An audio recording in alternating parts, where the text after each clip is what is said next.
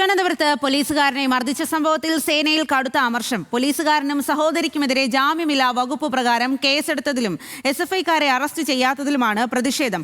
അതേസമയം അറസ്റ്റ് ഉടൻ ഉണ്ടാകില്ല എന്നാണ് പോലീസ് നൽകുന്ന വിവരം.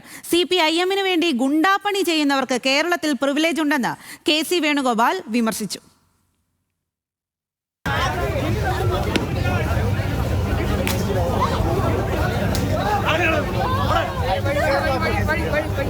പുതുവർഷ രാത്രിയിൽ ശംഖുമുഖത്തെ ഈ മർദ്ദനത്തിന്റെ പ്രതികാരമായാണ് നന്ദാവനം AR ക്യാമ്പിലെ CPO ആയ മിഥുൻ റോയ്ക്കെതിരെ SFI പ്രവർത്തകർ ഇന്നലെ പിന്തുടർന്നെത്തി ആക്രമിച്ചത്.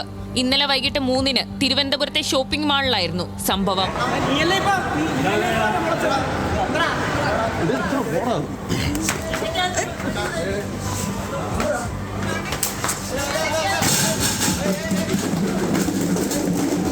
എന്നാൽ SFIക്കാർക്കെതിരെ പേട്ട പോലീസ് ചുമത്തിയത് ജാമ്യം ലഭിക്കുന്ന വകുപ്പുകൾ.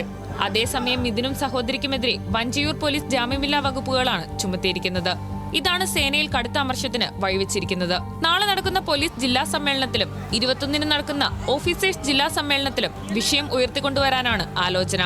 വിഷയത്തിൽ അന്വേഷണം ആവശ്യപ്പെട്ട് ഉന്നത പോലീസ് അധികാരികൾക്കും സർക്കാരിനും പരാതി നൽകാനും സാധ്യതയുണ്ട്.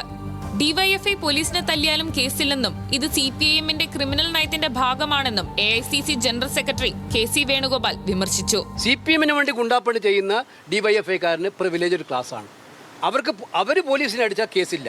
ഇത് കേരളത്തിലെ ക്രമസമാധാന ലംഘനം കഴിഞ്ഞ 10 കൊല്ലമായിട്ട് ക്രിമിനലുകൾക്ക് വേണ്ടി വഴിമാറിക്കൊടുത്ത, സ്വന്തം ക്രിമിനലുകൾക്ക് വേണ്ടി വഴിമാറിക്കൊടുത്ത CPM-ന്റെ നയത്തിന്റെ ഭാഗമാണ്. അതേസമയം സംഭവത്തിൽ ഉടൻ അറസ്റ്റ് ഉണ്ടാകില്ലെന്നാണ് അന്വേഷണ ഉദ്യോഗസ്ഥർ നൽകുന്ന വിവരം. മാളിലെ CCTV ദൃശ്യങ്ങൾ സഹിതം പരിശോധിച്ച ശേഷമാകും നടപടിയെന്നും ഉദ്യോഗസ്ഥർ വ്യക്തമാക്കി. ജില്ലാ CPIM നേതൃത്വത്തിന്റെ നിർദ്ദേശപ്രകാരം നഗരത്തിലെ പോലീസ് ഉന്നതനാണ് SFIക്കാരുടെ അറസ്റ്റ് വൈകിപ്പിക്കുന്നതെന്നാണ് പോലീസുകാർക്കിടയിലെ ആക്ഷേപം. ന്യൂസ് മലയാളം, തിരുവനന്തപുരം.